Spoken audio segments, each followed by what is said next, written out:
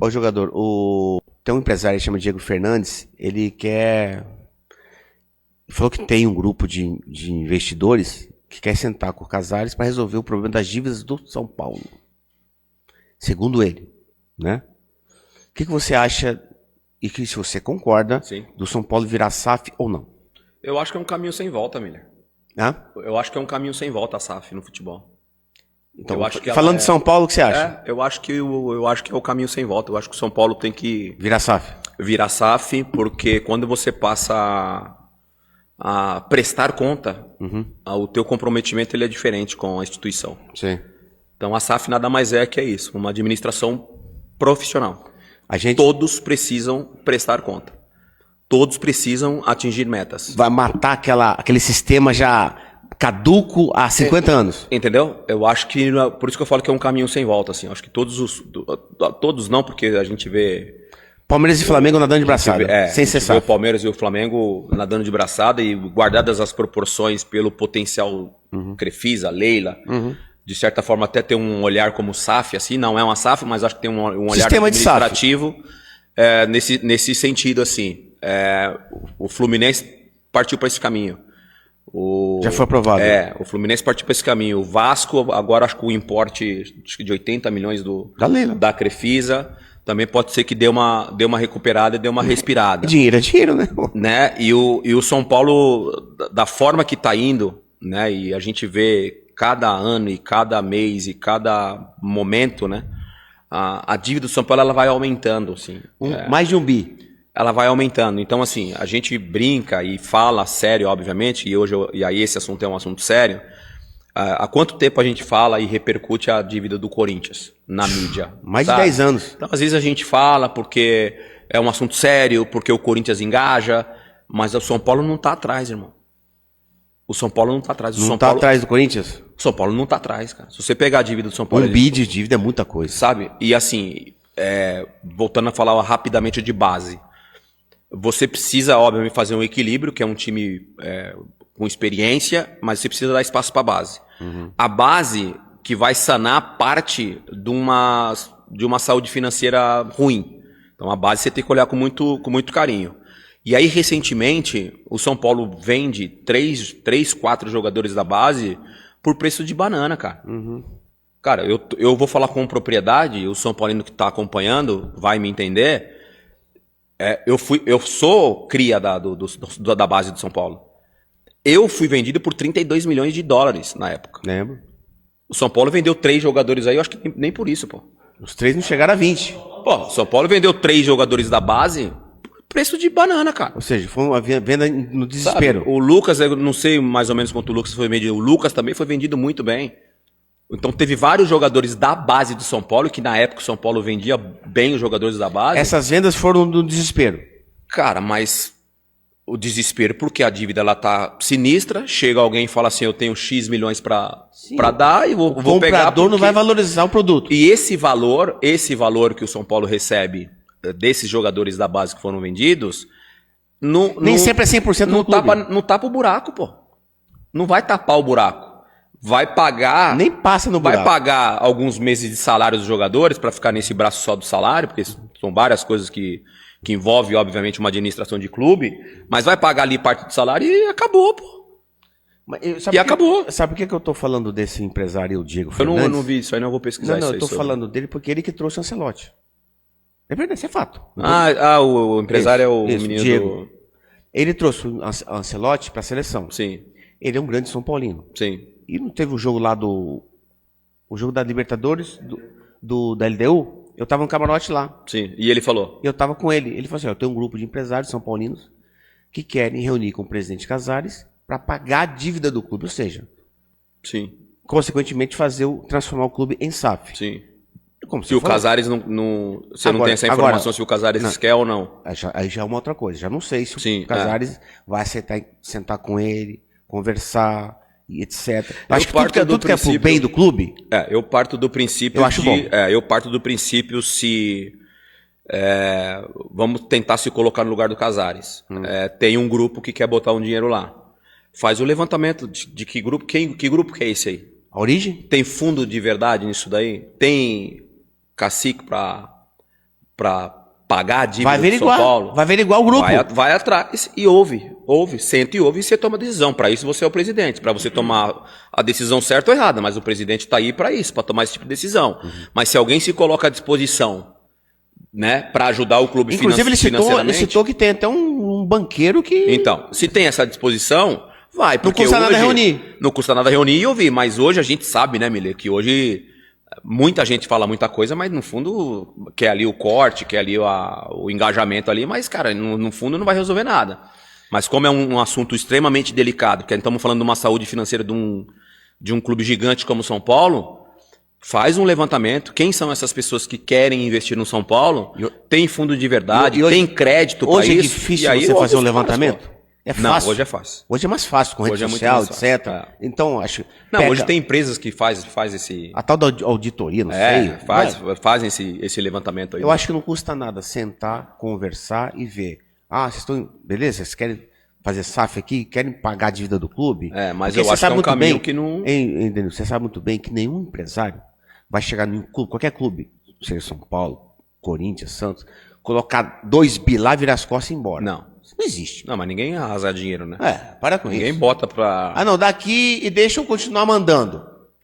A SAF, você sabe que não é assim. Não. E eu sempre digo que manda quem paga a conta. Não é? Eu acho que tem que existir a profissionalização. Você acha então que não tem saída pro São Paulo? Com o tamanho, com a dívida que o São Paulo tem hoje, não. Só se vinha esse apaixonado do São Paulo, igual veio, guardadas as proporções, o Marcelo Marquespan, de Porto Alegre, que doou o estádio da Arena Grêmio. Comprou a Arena e doou pro clube. Só se vir alguém assim e falar, cara, eu por amor ao São Paulo vou fazer isso. O Paulo Nobre no Palmeiras, só se ele que salvou o Palmeiras. Assim. Se não tem ninguém... Esse apaixonado tem que virar SAF.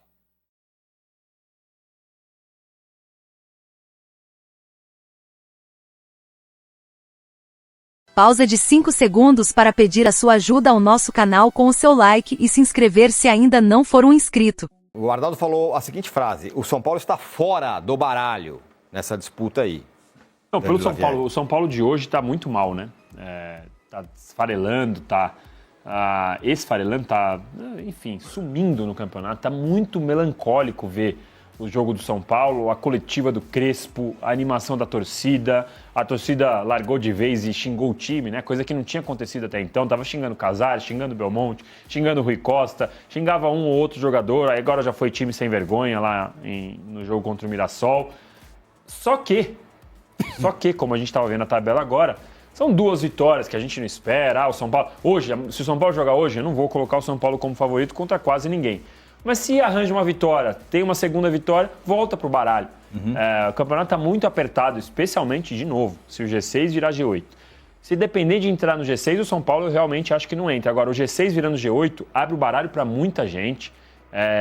E é tão curioso que a gente olha a tabela e você falou do medo de o Vitória começar a vencer e puxar alguém para sua briga na zona de rebaixamento, mas esses mesmos times que têm esse medo de ver o Vitória subindo, eles estão olhando para cima e falam, talvez dá para chegar ali também.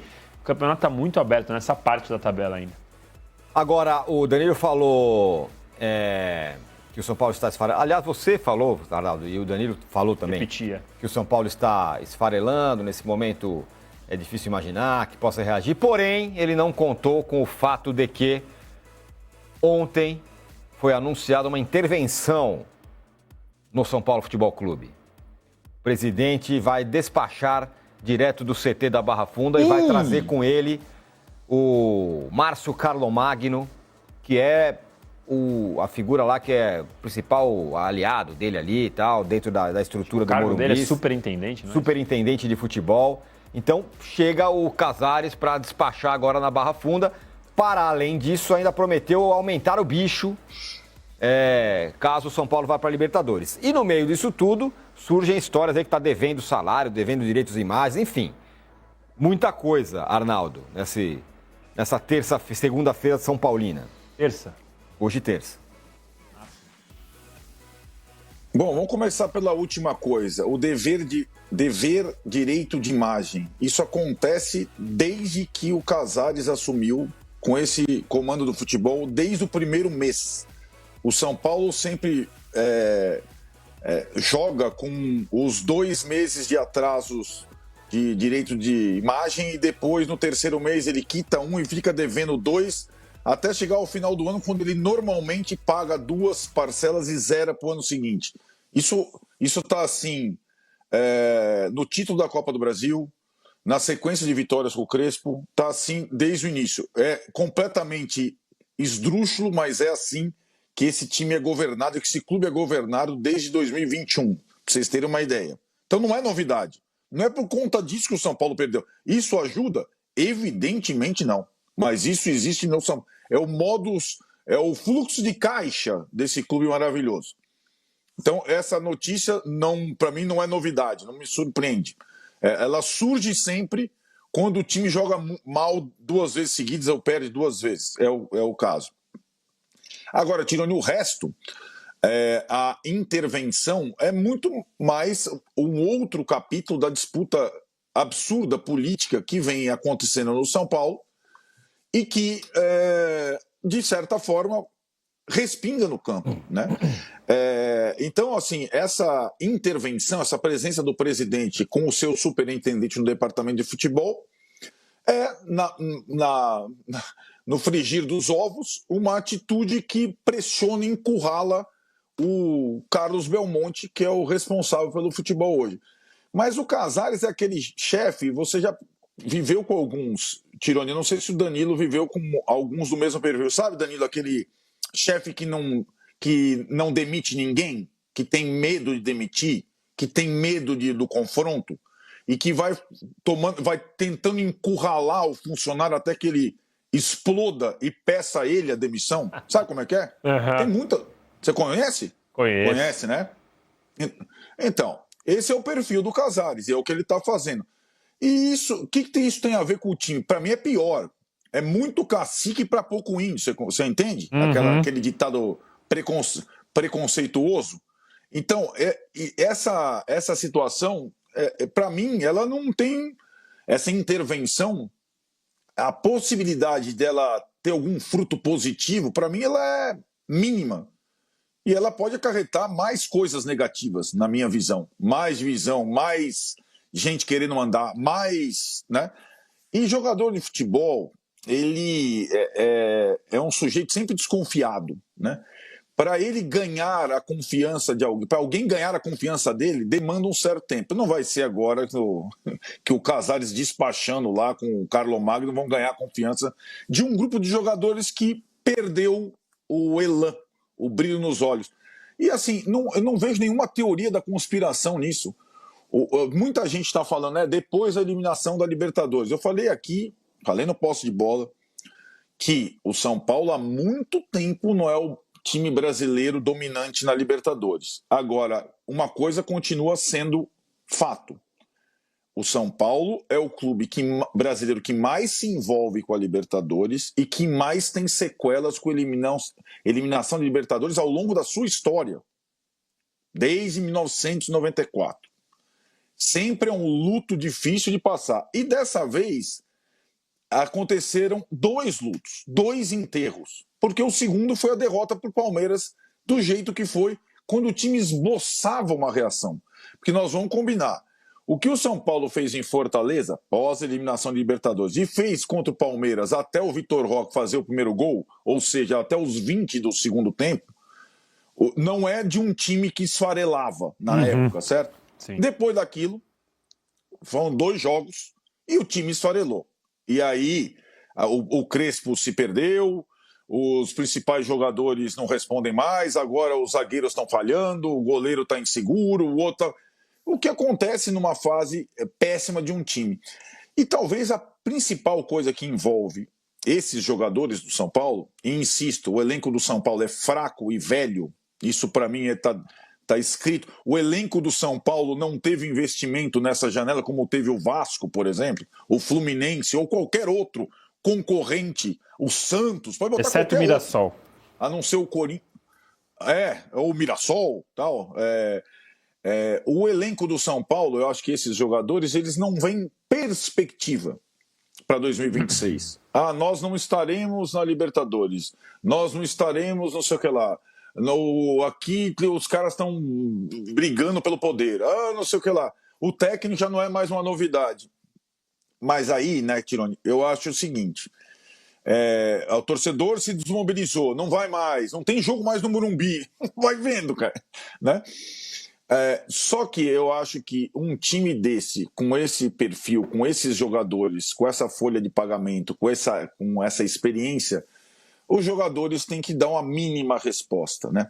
Talvez essa água que volta a bater, não no pescoço ainda, mas no umbigo, sabe quando você está ali, o garotinho está na praia e por enquanto está abaixo do joelho, agora a água já está no umbigo, que é a questão, porque a diferença do Vitória para o São Paulo não é muito grande, e hoje você vê poucas perspectivas do São Paulo somar pontos.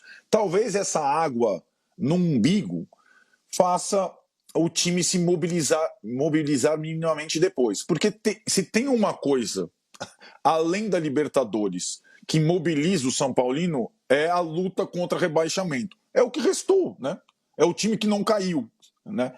E isso aconteceu já em algumas oportunidades nesse passado recente, né? Então talvez seja aí uma motivação, né? Os próximos jogos do São Paulo, que bonito. Contra o Bahia, do Rogério Ceni, que esse ano quebrou tabus, né? Ganhou do São Paulo pela primeira vez e ganhou do Flamengo pela primeira vez. E ganhou do Palmeiras 2 vezes, certo, Danilo? Então, o Rogério Ceni, nos jogos grandes, o Bahia tem respondido bem. O Bahia vem a São Paulo, depois o São Paulo joga com o Vasco do Diniz e depois contra o Flamengo. Tá legal ou não? Tá bonita a sequência?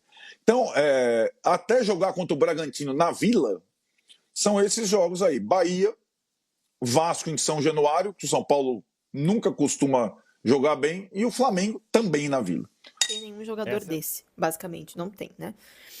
São Paulo tem 2 atletas que botam muita expectativa, que é Oscar e Lucas Moura, né? O Oscar provavelmente já fora da temporada por conta da lesão no tornozelo.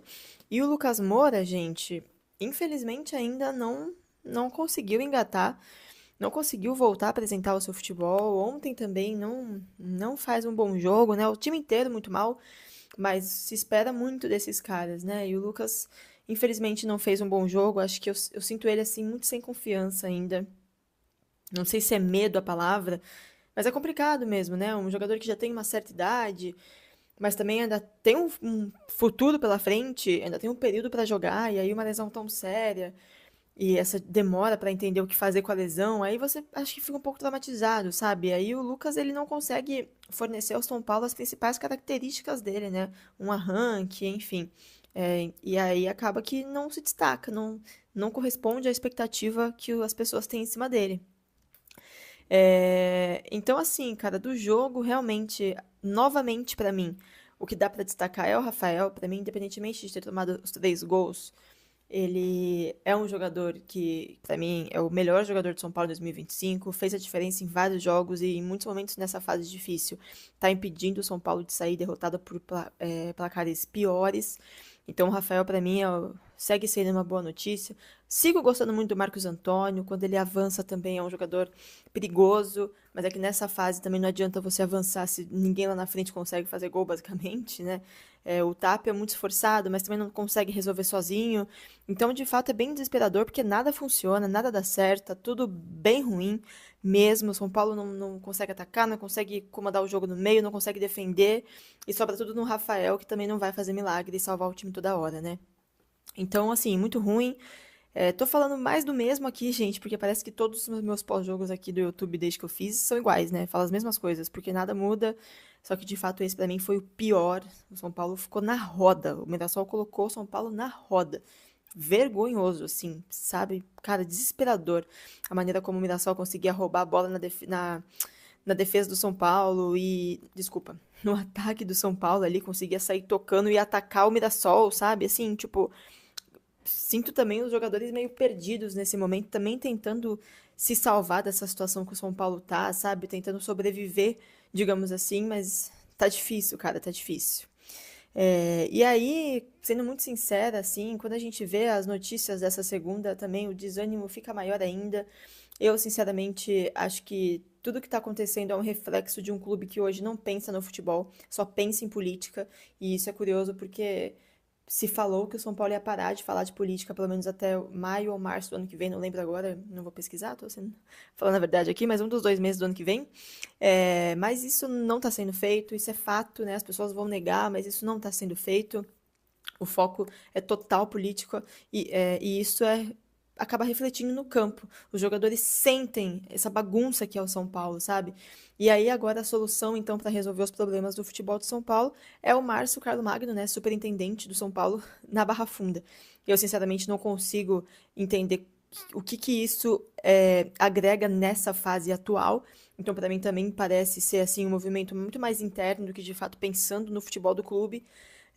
Independentemente de gostar ou não do Carlomagno, eu, por exemplo, não conheço ele. Mas eu não sei se é esse o problema. Eu não acho que agora o problema é vamos mexer na diretoria. Nem acho que é isso, tá? Agora, nessa altura do campeonato, seja Casares, Belmonte, Carlomagno, Muricy, eu não acho que é isso agora. Eu acho que agora é outro foco. Agora é focar totalmente no futebol e não na política.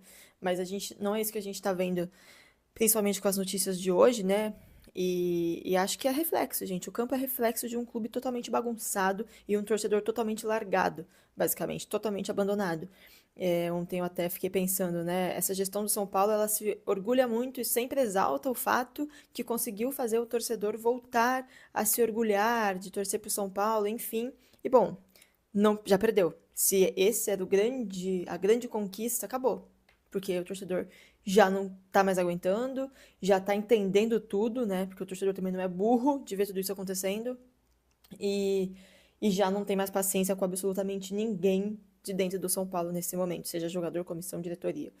Então, aquilo que gostaram tanto de construir há um tempo, perderam agora. Não tem mais o que se vangloriar disso. O torcedor não tá mais aguentando. E não tá mais apoiando as pessoas.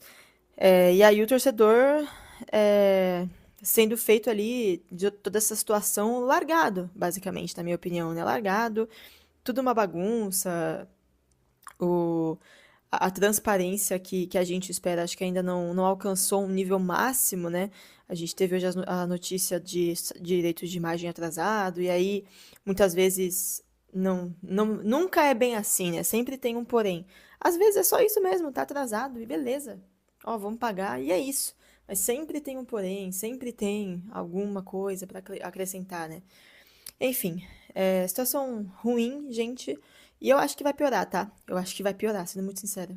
Acho que o futebol, dependendo do nível que o Crespo conseguir trabalhar esses jogadores, pode até evoluir. Pode melhorar, o São Paulo conseguir eventualmente a vaga até na Libertadores, né? Porque tá a 1 ponto do G8, né? A 1 ponto, dependendo dos campeões da Copa do Brasil e da Libertadores, pode conseguir essa classificação, se não para a Sul-Americana, ganhar jogos. Recentemente, o Náutico concretizou a venda do jovem meia Dudu de 16 anos para o São Paulo. A negociação, que vinha sendo discutida desde o início do mês, foi finalizada nesta segunda-feira, após a aprovação do Conselho Deliberativo do clube. Essa venda ocorre no contexto da gestão do presidente Bruno Becker, que se aproxima do fim, sendo necessário o aval do Conselho para a transação. A eleição para a nova diretoria do Náutico está marcada para o dia 30 de novembro. O clube pernambucano receberá R$800 mil pela transferência de Dudu, que será pago em 4 parcelas de R$200 mil.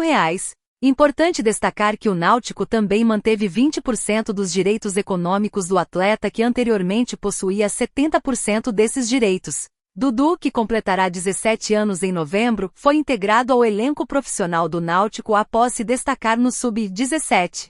Sua estreia ocorreu em uma partida desafiadora contra o São Paulo, onde o time foi derrotado por 2-1, na terceira fase da Copa do Brasil. Além deste jogo, o meia participou de competições como a Copa Pernambuco e o Campeonato Pernambucano Sub-20. Ele seguirá para o tricolor paulista após a participação na Copa São Paulo de Futebol Júnior programada para janeiro. E aí, torcedor, agora falando sobre a crise que ocorre dentro e fora dos gramados. Você acha que a única maneira do São Paulo voltar a disputar grandes títulos é se tornando SAF?